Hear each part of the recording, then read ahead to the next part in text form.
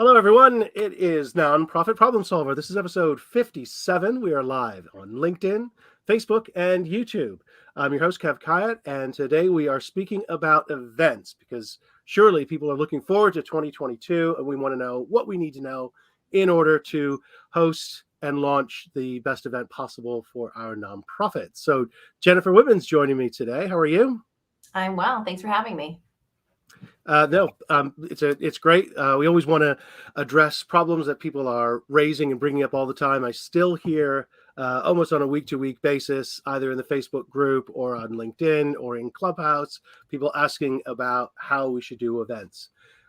So before we do that, we just first thank my sponsor, YachtMe, which is the virtual events platform free to nonprofits. And it was the reason, actually, Jennifer and I got to know each other a little bit.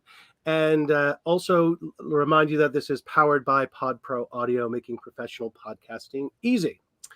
So if you'd like to join the conversation, feel free to drop us a comment, either LinkedIn, YouTube, or Facebook. We'll try and rope it into the conversation. If you are watching this at a later time, you can also drop us a comment and tag Jennifer or myself, and we will try to reply to keep the conversation going. So with that, Jennifer, tell us a little bit about what you do and how you got into doing that for in terms of doing events for nonprofits and others. Great. So my company is Saphier Events. I launched it in 2007. I think that I'm one of the very few people I have ever met that owning my own events business is exactly what I wanted to do in high school.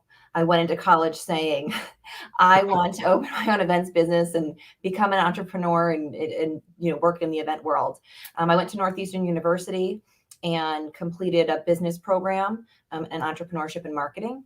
And the entire time I was there, I volunteered for any event that I possibly could in the city of Boston. And there are a lot of events. There are a lot of events. And inevitably, I was the person at the top of the escalator that said, registration this way, restrooms this way, for so many of them. But it gave me a chance to see everything behind the scenes and network with folks and understand the event world and what was really, what to do and what not to do. And I got to meet so many different attendees at so many different events and see what they were looking for. So I really thought I actually wanted to be a wedding planner. And I sort of started out that way after some of my internships and quickly realized it just wasn't, for me personally, fulfilling. But with my internships, I had worked at several nonprofits producing events, mostly conferences and fundraisers. And I said, I really want to focus on that. And a lot of other planners told me I was crazy and that I couldn't survive on just doing nonprofit events, but I've made it my niche and it's fantastic. And so the organization Saphier Events has really grown. We're now a team of 7. We're Boston based, but we work with a lot of national organizations. So pre-COVID, right, in that world, about 50% of our events took place in Boston and the rest across the country. We also work with several venues in the greater Boston area to help them with their sales. They're all tied to nonprofit organizations. And so we're on both sides of it, both like a vendor and a producer of events. So you also help nonprofits who have event space. Correct. Like museums, for example, use those for events, rent them out to other people. Absolutely. Excellent. Okay. So you've managed to work successfully in this niche now for getting on for 15 years. Yeah.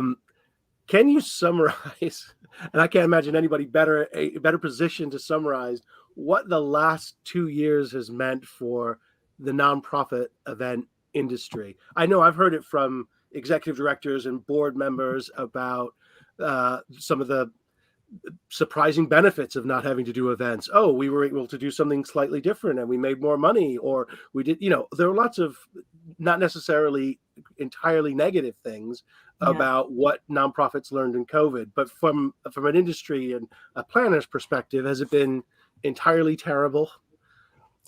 I miss people. I miss being on site. Actually, this Monday, I had my first on-site event in over 18 months. It was an outdoor golf tournament. So we were able to still produce it, but it was still different, right? I have been able to work with my clients and let them know that this is the absolute perfect time to get rid of bad habits, So the things that you're doing year after year at your events, just because you always do it, now you have an excuse to really examine all those pieces. Is it profitable? Are your guests looking forward to it? How labor intensive is it for your staff? So I've looked at events that way. Which And is then, interestingly, that's exactly the types of comments that I've been getting from directors of development saying, God, we spent so much time. The numbers look good on paper, but we don't actually calculate the cost of staff time absolutely. leading up to it. And because we didn't have to do that this year, we were able to do so much more with our donors and prospective donors and so on and so forth. And so we're not really keen to go back to events the same old way.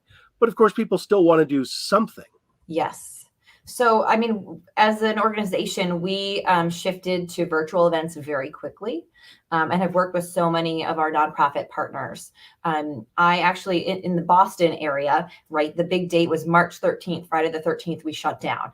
And on the 11th, I actually led the first COVID webinar in the Boston area. And I had over 250 nonprofits and other planners. And it was the first time that someone in the Boston area, right, we hadn't even shut down yet. So I actually gained a ton of clients with that one 1 hour webinar, but nobody wanted to, everyone was like, well, let's see what happens. And remember at that time, everyone said, well, we'll shift our events by a few weeks. Right. And then we'll shift it to summer and then to fall and then to next year. So it was a really interesting timeline.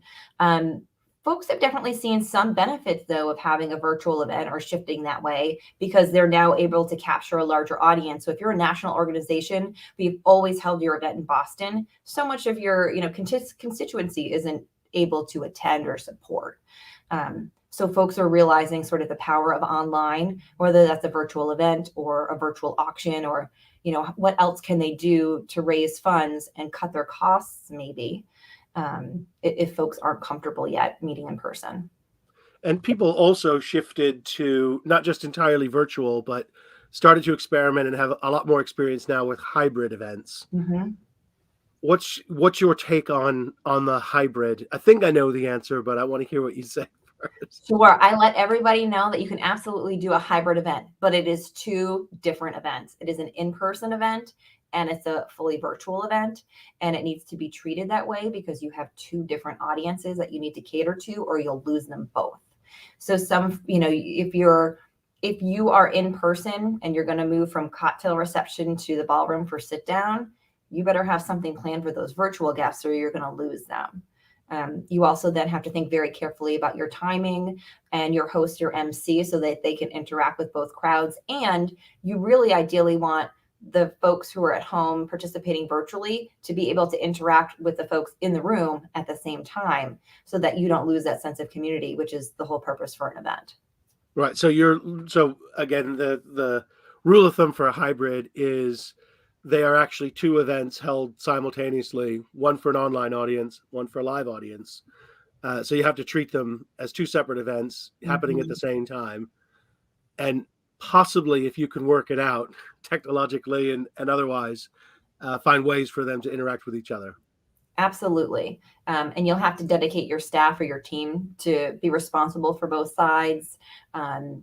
Tech trouble for those virtual folks, like what arises, what's your plan for that? And then making sure, like if you're going to have a Q&A, for instance, on stage with your speaker, how can folks in the audience ask questions and how can folks at home ask questions? So there's a lot to think about with hybrid events.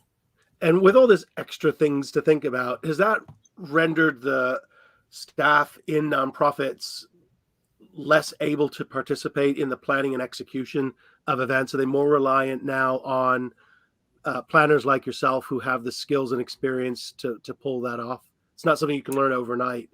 Yeah, that's a really good question. We have certainly seen an increase in a request for that portion of our services. So before Saphier Events usually worked with smaller nonprofits that had a development team, but not necessarily an in-house event team. And we're seeing now, like just as you said, like the opposite. They may have an event team, but they haven't been doing 25 virtual events in the last few months. So they'll bring us in to help with that portion and sort of integrate with their team. Right. And so we're slowly getting into this, how you plan a fantastic event for 2022 by laying, I think, a lot of the groundwork. When you speak to nonprofits, even those who have an event team. So presumably they're coming with tons of experience and tons of ideas, and so because it is their day job. Yeah. Is it the fact that they still makes what you might refer to as sort of classic mistakes about how to think about what they're doing nowadays with events? It's a good question. Yeah, I think that a lot of teams, they've been doing the same thing the same way for a very long time, and it's worked, and it's probably not going to work this year. Um, I know a lot of our, not to backtrack, but I think events were so different in 2020, and folks really rallied around the different nonprofits because it was, a pandemic, and they knew that so many different services and so many different areas were needed, that a lot of my clients, and I know a lot of nonprofits across the board, saw record years. And then this last year, a lot of nonprofits saw a drop off in their event fundraising because, folks are tired, right? Yeah. They're not giving as much, and maybe just because you had an anomaly for a year and people were more generous doesn't mean you can count on that every single year. And I think some nonprofits made that mistake of budgeting for that. One of the things I've heard from board members, and particularly around this drop or the in discussing an event, a perceived drop, is the view that people have been online all day with work. And in the past, an event, in-person event, was very different from your work day. But if you're doing a virtual event, it's not that different from your work day. You're probably in the same seat that you've been in all day because that's where your computer is set up and your camera and so on. And so it lost its luster relatively quickly because at the end of the day, people say, I need to get up and move from this desk. I want to support this nonprofit, but it's just not, this event doesn't have the pull that it once did. I would agree with that. We have been really creative in finding ways to get people excited about the event and what's going to happen. And that might be, number one, promising that it's not going to be 3 hours like it would be in person. Having a really tight program, making sure that you're making your ask earlier in the evening.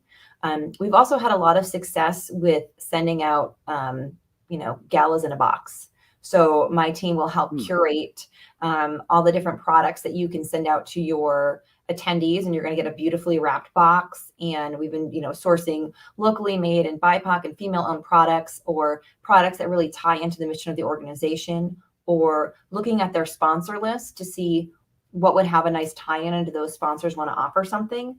And then we're shipping it out to everybody's homes and asking them to open it together. And we've done everything from, cocktail drink kits, and we'll have a guest bartender come on and lead everyone in a cheers after they make the drink. There have been so many different celebrity chef events where you can send out the meal kits, party poppers and things for your home office, and, lotions and potions to reduce stress and have a mindful moment that, it gets exciting to open them together and then have a conversation in the chat about what was your favorite piece and, what are you drinking from Starbucks if we gave everyone a Starbucks gift card or something more local. So that's been a nice way to bring folks together and have them still have something physical and tangible. Also, they feel pretty guilty if that box is sitting on their kitchen counter and they're not at the event, right? It becomes like they want to go and be part of it. So it becomes a mass participation event, but online.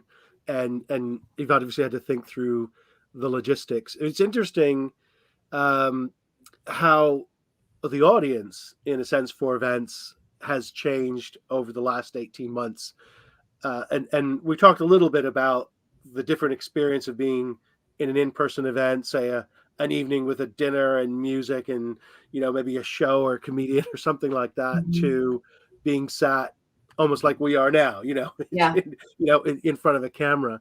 What other ways do you think the people who would often spend a lot of time at nonprofit events, how's their experience changed or their expectations changed over the last 18 months?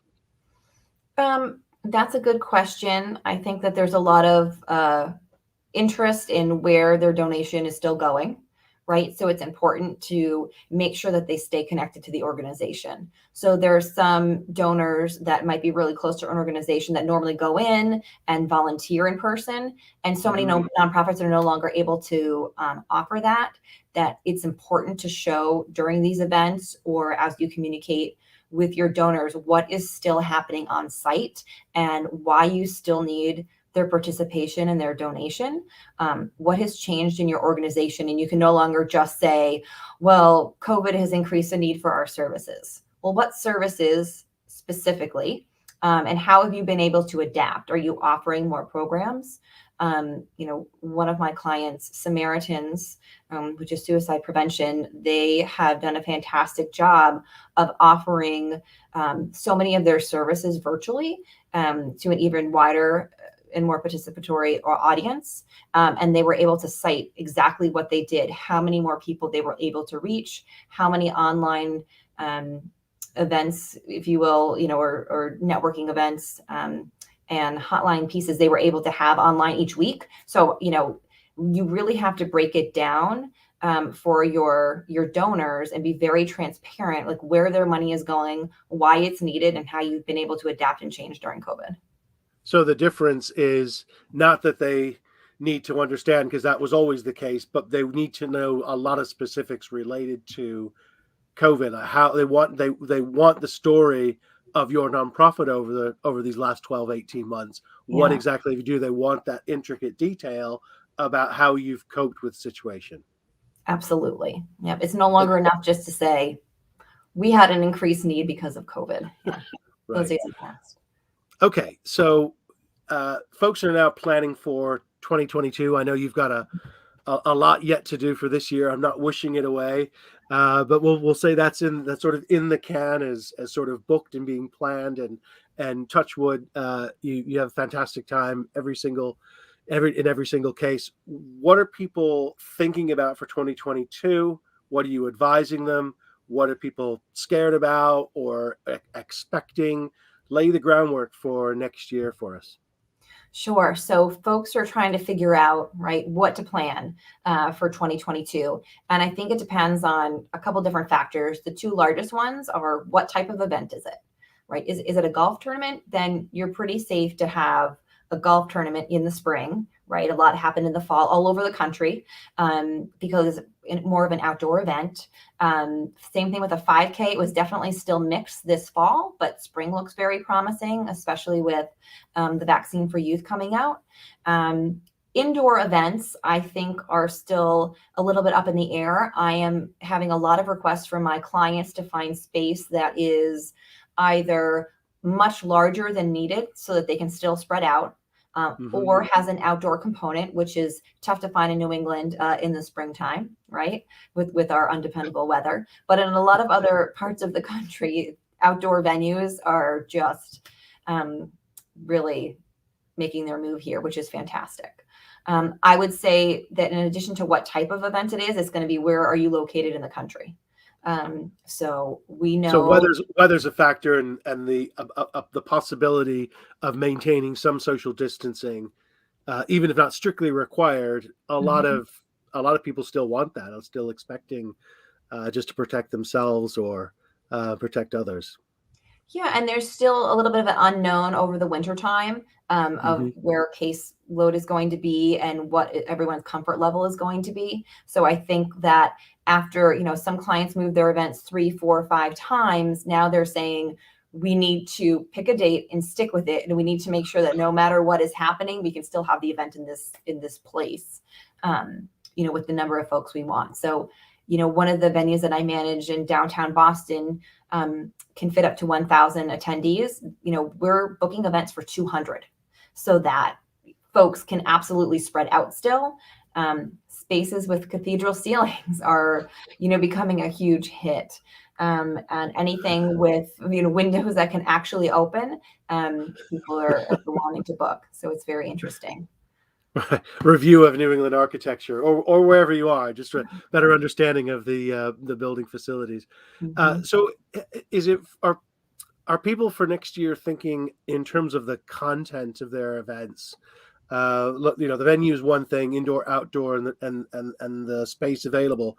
But from a content perspective, have you seen folks trying to be more inventive about the type of things that they're actually going to do, or just sort of keeping things as conventional as possible and familiar, or is there no particular trend? That's a good question. I think it goes back to my recommendation for my clients of, really think through everything and what do you still need. I think that the virtual format forced a lot of nonprofit organizations to have a shorter, tighter program. At a dinner, you had your audience captured. They weren't going to get up usually in the middle of your program. So if your program ran on 45 minutes, an hour and 15, an hour and 25, it was people expect, okay, that's what it was. But on a virtual event, you knew that if you dragged on and didn't get to the point, folks were going to sign off and, log off and shut up their computer. So many of my clients, I was really, I don't want to say ruthless, but I made them think about every minute that we had in a recorded or a live program that was virtual. Is it important? How does it tell your story? And how does it engage your donors so that they want to support your organization, your mission, and at the end of the night, they want to give? And I think that practice showed a lot of nonprofits, beyond just my clients, that it's possible to have a shorter, tighter program that is exciting to your attendees. And I really hope that will stick around. And what do they learn through that? I mean, I imagine that was quite challenging for some Yeah. folks who said, we've been doing this way for so long and it works and it's familiar and we're in this up and down situation. We want to have something familiar. If we throw that out, it's not us anymore. It's not our event. It's not the annual thing. It loses its identity. What did people, you think, imagine, aside from going through some minor trauma there, what did they learn from it? What sort of different things are they doing then? What did they throw out that surprised you? Good question. I think that was their response, right? So many executive directors I worked with said that, but we need 15 minutes to tell it. But why? Why do you need 15 minutes to tell your story? Let's use some really great visuals. Bring in a videographer. I worked more than ever with videographers to produce really tight, concise videos. Even though we were short on new footage, to illustrate what is happening at nonprofit organizations. And I think that they saw that worked, and that longer isn't always better. And that a talking head for 15 minutes is, not the most effective presentation type. Right. Okay. So more shift to video, which obviously is technologically something you can share with both an online audience and a live audience simultaneously without too much difficulty. Yes. And I think folks also learned that, if you're going to have an in-person event, live speakers is very important. However, you can still bring somebody in with a pre-recorded clip, and the power that you then have is the power to edit. So you can control a presenter or a guest speaker in a way that you never could before if they're live on stage. And that could be a good thing. So you can ask some really great supporters that couldn't be there. It no longer is going to feel strange for somebody who's really important to the organization that couldn't make it to send in a video message and have it played and have it be powerful. And with the use of video, are nonprofits now packaging anything for after? If you sign up for a webinar, as often people can't make it the time, they register anyway because they know they'll watch the replay on 1.5 speed or something like that when they get a chance. And are people thinking about trying to reach people in an asynchronous way with the event collateral and assets? If that makes sense. I'm not using too much jargon there. Yeah. No, absolutely. I think that absolutely makes sense. Folks are, they're realizing that they have this content, this online content more that they can add to their website. The other power with that is that you might have a 45-minute full program, but what were the highlights? Show them that. Send that video out in the email of, 2 minutes of what happened that evening so that they are, that maybe they're not able to dedicate the full 45 minutes to sit down and watch it another time. Some are, but that 2-minute clip that you can then share, on all of your channels becomes really powerful. And folks can then send that out to their networks. So make it easy for your donors to watch it and get the highlights. And, not everything is a highlight. And it seems to me that it gives an opportunity for nonprofits to spread the way the conversation happens. So rather than focusing everything and it's the night of the Friday the 13th and it's going to happen from this time to this time. And yeah, you want that tight program, but when it's done, it's done. And people have a personal experience, but that may, ideally linger in the memory and so on. But with these other additional assets and a lot of video, you can spread how people engage with you, even so that maybe the one event that you had every year becomes two smaller, more tightly focused events in the year rather than the one. Yeah, that's all entirely possible. It also allows nonprofits to spread out their investment. So, it was for some, maybe we were reducing the food and beverage, right, costs, that budget line item because we weren't having an in-person event, but we were adding like a much heftier videography budget line item. And, we figured out how to use that, like you said, not just for the night of the 13th for this 45 minutes. How does that piece have some longevity? How can you recut it? How can you reuse it in donor meetings? How can you use it like on your social media channels? So what can you do to really get the most out of the footage that you've captured? So from a budgeting perspective, when people are looking through 2020 to 2022 and beyond, sort of the new world of events, let's just be optimistic and say we're sort of post-COVID or in a situation where it's a stable COVID situation rather than an uncertain one that makes it difficult to plan. How should people change the way they're thinking about their budget? Are they shifting things to technologies? A lot of technology is very intimidating and expensive to many people. How are you managing that element, those budget shifts, and what's it look like? Great question. And I think, for 2022, to get back to it, I think that a lot of nonprofits that I'm speaking with are looking to achieve a hybrid model because they're not quite ready yet. They don't want to lose the audience that they've built up virtually. So that's really important. They're saying we have to have this in-person event because people want it and there's a need and we want to get back to it. But we can't forget about all of these new donors that are going to tune in because it's virtual. And that does make it very expensive because, you need to bring in a quality platform to do that. But also in the room, you need to bring in video cameras so that you can live stream most likely to the platform. So I'm working not on phones. Yeah, exactly. So I'm working on a conference in Washington, D.C. in January. Pre-COVID, it was 1,300 in person, a multi-day conference with a Capitol Hill Day and 80 workshop sessions and 3 main stage plenaries. Last year, we brought it all online and we had about 3,000 virtual attendees. This year, it's hybrid. So we are looking at the technology piece. We need to have really great plenary sessions, but they need to be live streamed. We need to have multiple camera angles in the room, plus a switcher so that folks can see, what's happening on the screens in the room. Plus, we want to make sure that the audience in person and online can interact with each other. So we're looking at all of those elements, and it can be more costly. And I would say, really take a look at your ticket structure and what that looks like. So many people at first were offering free tickets to anything that was happening, any conference that was virtual. And I have seen a little bit of a shift away from that. And the big piece is, to pay for the technology that is needed to put on a quality program. Yeah, I've seen that too, where people are, it's free to log on and listen and see maybe one view.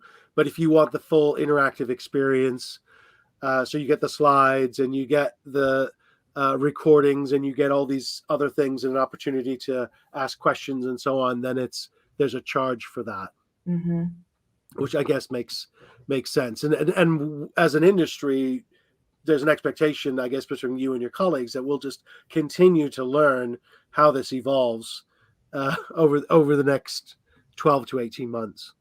Absolutely. And I think when people are talking right now about 2022, they're talking about spring 2022. No one even wants to venture into fall or what next winter looks like. It's baby steps, right? So I think Yeah. planning timelines they're just so ridiculously condensed now so that you can make the right choices and not have to plan and replan. So from a advisor's perspective, if you, again, you're Mhm. speaking to a new or prospective client and they say, where's Yeah. this going to be in a year? And I know you can't, can predict everything, but when, if people saying to you, when is it going to get back to normal? And really now it's a different normal. It's not going back. It's going Mhm. forward to somewhere different. It is. But again, we're just looking for a situation where it's relatively stable. So you can look 12, perhaps 18 months in advance. Do you see any major trends that will significantly change the way nonprofits ought to be thinking about events?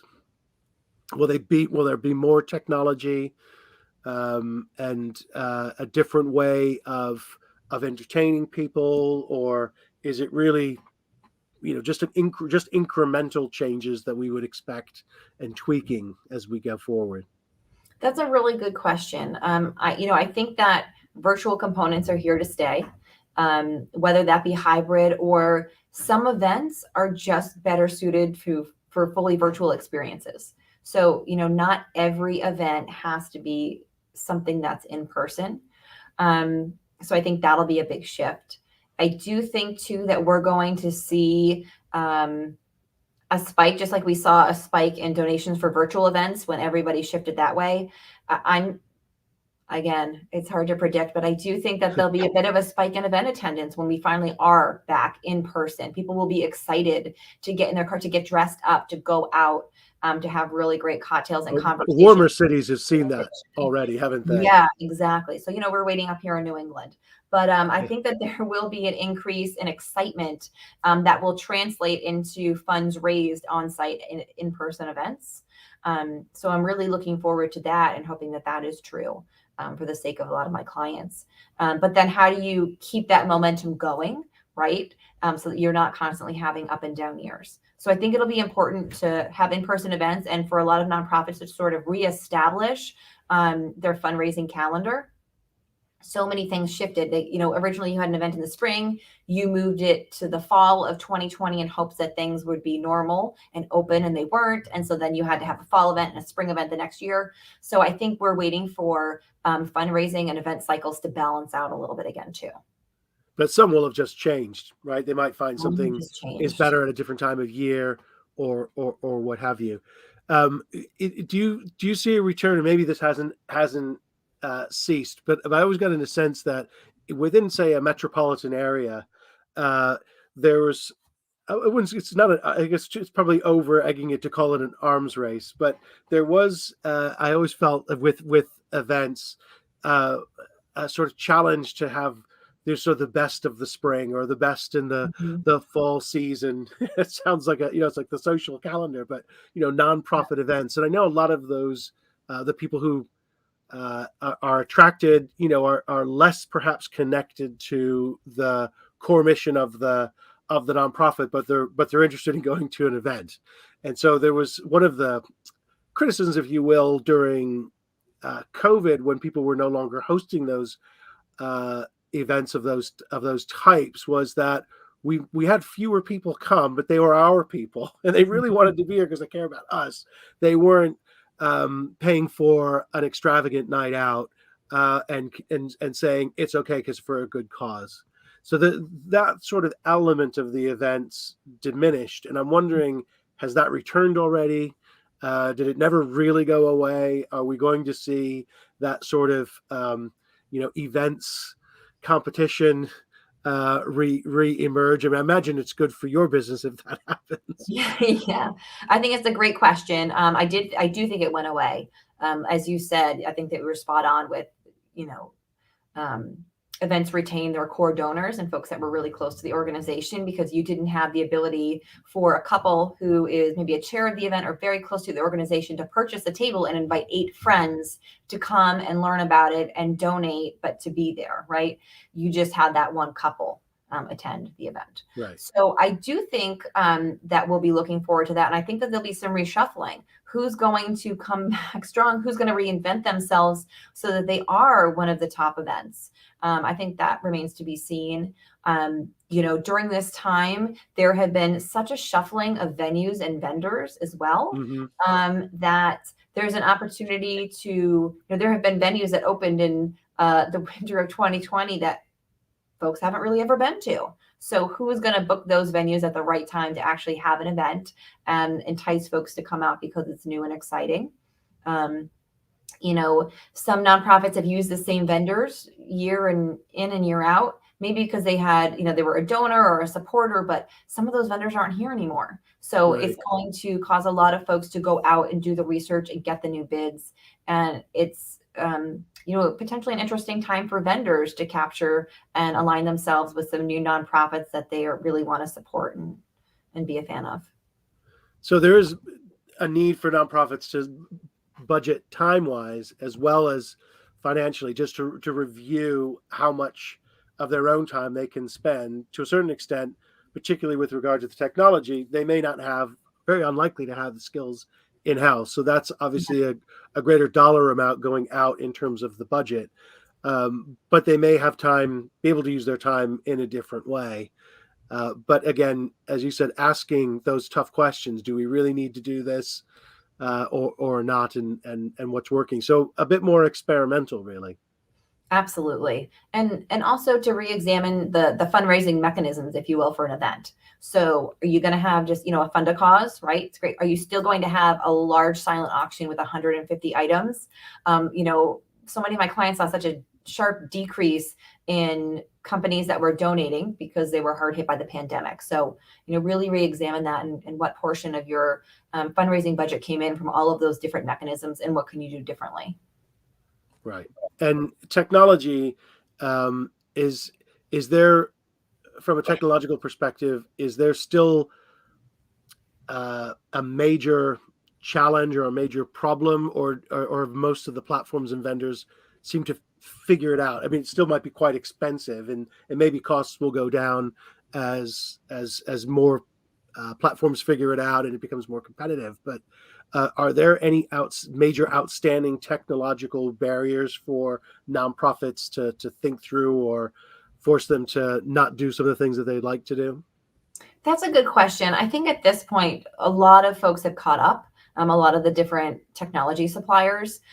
What you saw right away is that folks were using Zoom in a way that it wasn't really meant for, but it worked and it was okay right away. I mean, you and I have both used YachtMe. So those vendors that were established pre-pandemic to have virtual events sort of came out on top very quickly. But, in the last, I would say at least 6 months, a lot of the main technology suppliers that have already been working with nonprofit organizations have caught up and realized that if they're going to compete and they're going to retain any market share, then they need to come out with a virtual platform that's going to do something for them. But there's still clear winners in my mind about, technology companies that are doing it the right way and are really providing great services. Right. Okay. And then final question, are you seeing nonprofits learn anything from the way that they're hosting events that is changing their ideas about how they should conduct their everyday business, how their boards meet, how they sometimes, are looking at programs? So that, if we could do this in an event, actually, we could introduce this to our programs. Why couldn't we support people in this particular way? Have you come across much of that? Yeah, actually, a lot of it, right? So folks realized that you don't need to be, just like you're not working in a physical location anymore with your colleagues, that folks are meeting virtually and they're getting, in some cases, a lot better, higher attendance. So I have some clients that had, national board meetings in different places around the country. They're thinking about returning to that, but frankly, the virtual component that they'd always thought in the past would never work is working because it's happening for all of the corporations. And there's definitely, some services can be provided virtually with some of my nonprofits. Others, they were very much ready to provide those services in person, or given the nature of them, never stopped. But there's just more flexibility now with being able to work with folks. It also depends on the population that they're serving and whether or Sure. not those individuals have the technological capabilities to be able to interact with the nonprofit. Right. Okay. And is that an opportunity for event folks like you who concentrate on nonprofits and work with that particular community to expand what you do on a sort of a more permanent basis? You mean to work with them for maybe virtual programming and Yeah, events? doing some of those virtual board meetings Yeah, and things like that. yeah. I mean, we've definitely been doing many more smaller events for that. We just did an annual meeting for one of our clients that beforehand they would have handled it all in house because it was for 40 attendees. But Right. because it was now virtual and they had multiple speakers and a chat section, they needed somebody to moderate it so that their staff could participate in what it was. So we're definitely seeing some additional services needed. Right. Okay. Any final words that you want to share with folks about planning events for 2022? Did we not anything we didn't cover? Good question. I'm excited. I'm excited to see what what lessons everybody learned, and I want to see it put into practice. I think shorter programs that are tighter and more visual, we're all going to see, and I'm really hoping that we see a spike in attendance, which equates to a spike in donations for the nonprofit world this next year. Yeah. Excellent. Okay. Well, folks, if you need to get in touch with Jennifer, if you want to find out more about her services, where can people reach you? SaphierEvents.com, and I'll make sure that I leave my email in the comments. Okay, excellent. All right, thanks everyone. This has been Nonprofit Problem Solver, episode 57. Next week we are back. Episode 58 is all about nonprofits getting into podcasting, and we're gonna have one of my podcasting colleagues, Travis Johnson, join us to tell us how to do it. So I hope you can be there live on LinkedIn, YouTube, and Facebook at 11 a.m. Eastern next week. See you, everyone. Thank you.